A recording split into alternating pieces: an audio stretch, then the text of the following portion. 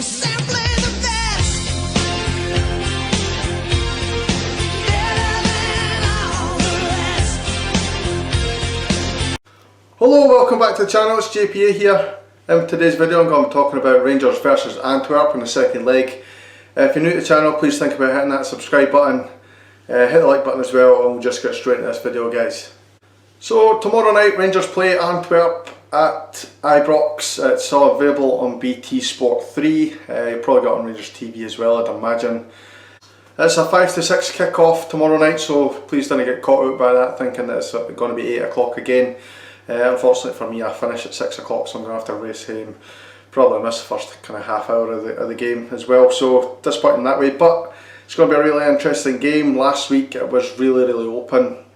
I was expecting it to be a little bit tighter, to be honest, but it was just back and forth like a little bit like a basketball game last week, and there was lots of chances created. Will it be the same again? I've got no idea. I really don't. It's one of the ones that's really difficult to call.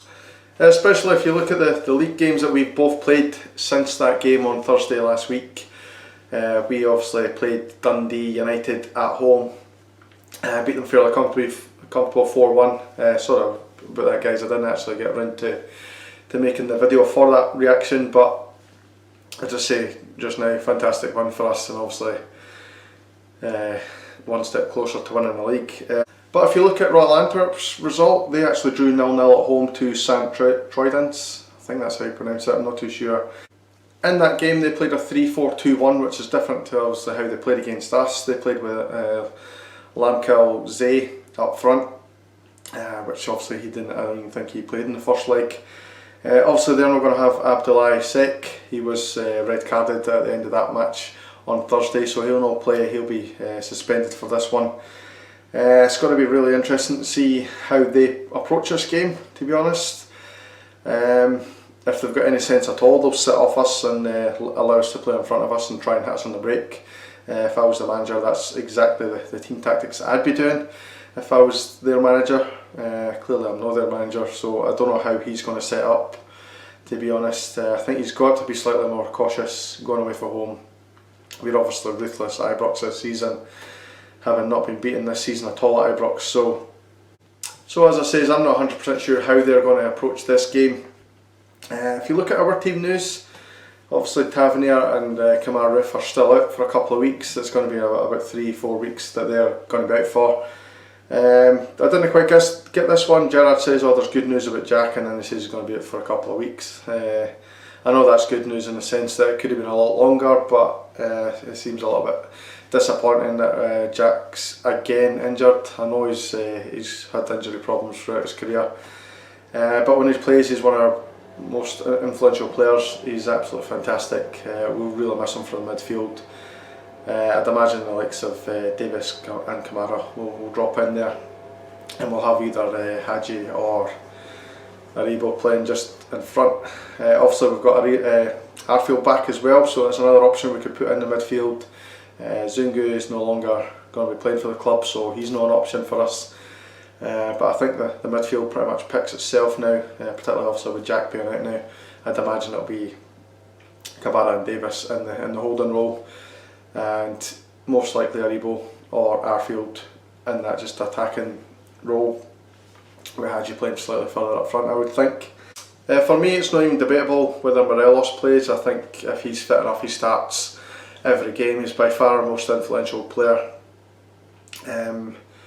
up front anyway, and he's involved in so much of our attacks, and you've seen with his goal against Dundee United, which obviously you could say that's maybe a fluke that has hit the ball set off him, but no, he's pressing when we're 3-0 up against the goalkeeper. He doesn't have to do that, but he does do that. He puts pressure on the goalkeeper and he gets his reward for it. So delighted for him to get his goal, and I think he's an integral part of the team, and I really do expect him to start up front. So in terms of my score prediction, I'm going to go for a Rangers win. I'm going to go Rangers 2, Royal Antwerp 1. I do think they will still carry a goal threat, despite the fact that I didn't think they were particularly that great.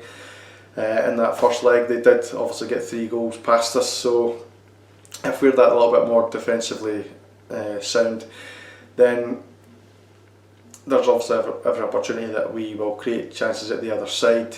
I do think that they will sneak one goal. So goal scorers for me, I'm going to go for Joe Aribo. That's pretty self-explanatory. I think he's been really good the last couple of weeks. And the second one's probably going to be a surprise. I'm going to go for Connor Goldson. He's not really scored in a couple of weeks, but he does obviously carry that aerial threat that we've got from set pieces, and I believe he'll score a header from either a free kick or a corner. So that's my prediction. You get yours in the comments section below. We'll have a wee discussion about it. Hopefully the guys will be on the WhatsApp group again. I'll probably not be there at the start of the game, guys, but maybe 6:30 or something. I'll be in the house, so I'll jump on it then and catch up with you guys as soon as I can. I'm going to end the video there, but just before I go, it's pretty obvious that I need to talk about this. It's not directly involving Rangers, of course, but our biggest rivals, Celtic, have let go of their manager, or I don't know how to kind of say it, because it's been reported that he's walked away. He said enough's enough and he's walked away. For me, I don't think that's the ego that he has. I think he's got a massive ego, and he doesn't blame anyone. He doesn't blame himself, he blames everybody else. He blames the players, he blames the pitch, the referee, whatever. He blames everybody but himself. So I kind of see him really just walking away from that job, given that I don't think that he blames himself for the position that Celtic are in. So I think he's been asked to leave, and they've reported it as mutual consent kind of thing. So I don't know how to take this. I was on social media yesterday and a lot of people laughing about it. Lennon this and Lennon that, he's away, haha, see you later.